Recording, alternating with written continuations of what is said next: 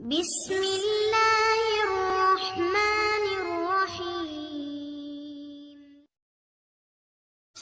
جنت اور جہنم میں بکثرت داخلے کا سبب۔